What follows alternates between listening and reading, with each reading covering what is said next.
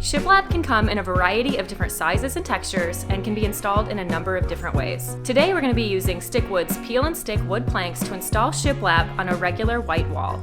The things you'll need on install day: something to measure with, mark with, cut with, and a step stool.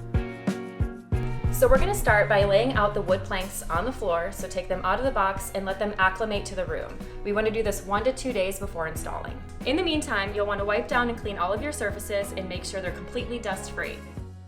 Okay, so we've prepped everything, the wall is clean, the planks are out and acclimated, now it's time to set our first planks. We'll start by measuring 25 inches down from the ceiling and marking a few spots across the wall. With a level, connect these marks and make a line across the wall. This is your reference line. So then we're going to remove the adhesive backing off of the plank and line it up with our reference line. Now we're going to place the boards above and below that reference line so that it's nice and straight. Now you're really rolling, and you're going to keep rolling with this J roller, and we're going to use this to apply pressure, and there's no such thing as too much pressure.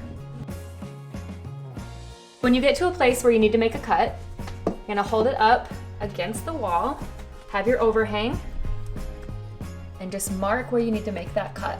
We're going to be cutting with our planks with this chop saw, but you can use a standard handsaw, miter saw, whatever you're comfortable with. Now that it's cut to size, it should fit in your space perfectly. So it's going to be really easy to get into a groove, but as you're going through, make sure you take a step back and look at the overall picture of the wall so you get an idea of how it's coming along.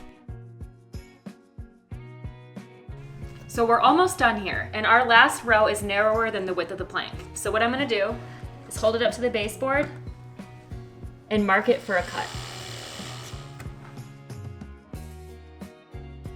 And it's as simple as that. Your room has been transformed.